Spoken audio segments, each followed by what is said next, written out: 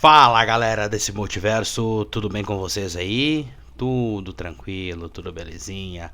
E vamos falar hoje, finalmente, da morte da Vanessa. Agora sim, o confirmado oficial. É, isso aí, episódio 5 de Demolidor Renascido, segunda temporada.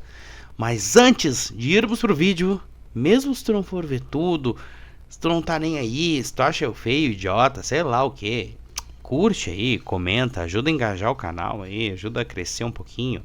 Não vai custar nada, não te custa nada ajudar o cara aqui, tá bom? Muito bem, pessoal.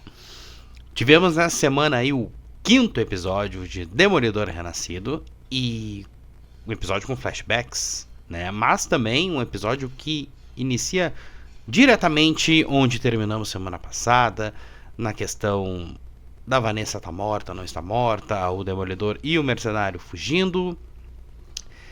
E esses episódios assim com flashback, eu vejo que eu entendo que quando bem trabalhados ele incorpora mais a lore dos personagens. Então, tivemos aqui um caso, pelo menos, do Buck Cashman para entender sobre o passado dele, a origem dele, podemos dizer assim, né?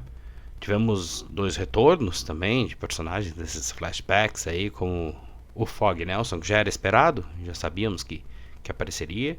Mas também o Weasley, lembra do Weasley? O braço direito do rei do crime, a primeira vítima aí da Karen lá, quando ela matou ele, a legítima defesa lá, na primeira temporada da Netflix.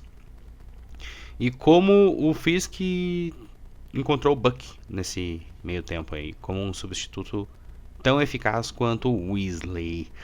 Essa dinâmica de flashbacks, assim, que exploram mais o passado do Fisk, do Buck, e também uma situação onde o Matt e o Fogg, ainda como advogados iniciantes ali, têm de lidar com o antigo bully, podemos dizer ali, um valentão do prédio do Fogg, no qual zoava dele, chamava ele de Fog, eu não me lembro o termo ali em inglês, mas robô feminino, um negócio assim, na tradução, na legenda apareceu.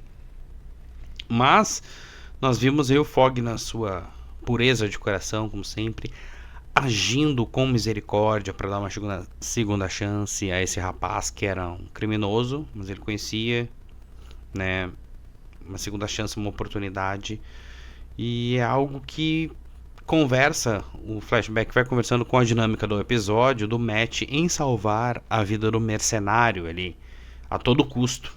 Mesmo, não somos dignos de dizer quem merece o que, mas ele merecendo não ser salvo, mesmo ele tendo matado o próprio Fogg, e ele mesmo está dizendo que deveria morrer por causa disso, que a dívida estava paga, e etc. Mas o Matt, como um cristão, uma pessoa que entende a palavra de Deus, entende que toda a vida importa, toda a vida merece uma segunda chance, enquanto a vida há chance.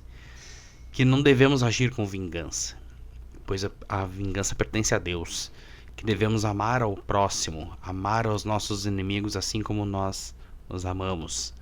Orar por eles, neste caso aqui, lutar pela vida deles, né? Por algo justo, que seja feita a justiça e não seja feita a vingança. Temos também o Fisk na sua maior fragilidade emocional jamais vista. Ele totalmente... esqueci a palavra, não é exposto a palavra que eu queria dizer, mas é exposto, podemos dizer, emocionalmente com a questão da Vanessa à beira da morte ali. Ele chora, ele fica desesperado, ele não larga a mão dela, ele tá muito fragilizado ali no hospital. E no flashback deles mostram como eles conheceram, algo que nós já vimos na Netflix, mas agora por uma outra ótica ali, em relação das atividades ilícitas do Fisk, como ele começa a se envolver com a parte de arte para lavar esse dinheiro, para circular aquela grana, se estabelecer como um dos ricaços de Nova York, o chefão do crime. A Vanessa tem aquela melhora antes da morte, né? A cirurgia ali dela com um neurocirurgião é um sucesso, mas ele diz que não pode garantir nada, já deixa bem avisado. Ela acaba acordando, ela pede suco, ela reconhece o Wilson, pede para contar a história de como se conheceram. Aparentemente o Fisk volta a sorrir e então ela entra em um estado de choque, né, uma parada ali cardiorrespiratória e acaba falecendo. Ao meu ver, essa morte dela, ainda mais com essa breve melhora que teve, vai ser mais impactante ainda na revolta, na loucura que vai despertar no Fisk agora. Vai ser uma verdadeira caça, como já está sendo, a cabeça do Demolidor, do Mercenário e todos aqueles que se meteriam no caminho da Anti-Vigilante Task Force, blá blá blá. Também vimos nesse episódio a origem do Buck Cashman, né? Como ele foi contratado como assassino criativo pela Weasley lá atrás, e seus serviços foram sendo admirados pelo Fisk, tanto que veio a ser ele o novo Weasley, né, hoje. Vimos que ele parece ser mais esperto e mais manipulador do que já pensamos. O cara já é ligeiro, já é tipo faca na bota. Praticamente ele faz o Daniel ali confessar que ele é o elo fraco por trás de todos os vazamentos ali do clã que circunda o Wilson, a Vanessa e a cúpula da prefeitura, né? Ele faz o Daniel praticamente se borrar nas calças. É um baita de um susto, é um grande aviso gigante, assim, do tipo, a próxima vai ser tu, esse cara aqui no porta-malas, entendeu?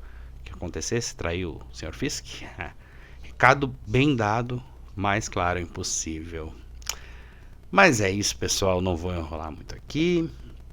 Espero que tenham curtido o episódio, curtido aqui a nossa resenha. Sobre o Demolidor nós voltamos na semana que vem com o episódio 6. Faltam aí 3 episódios para conclusão dessa temporada, né? Já tivemos alguns vazamentos aí, volta dos defensores, Matt Murdock como prisioneiro. Vamos ver o que vai acontecer, pessoal. Um grande abraço para todos, fiquem com Deus e tchau, tchau.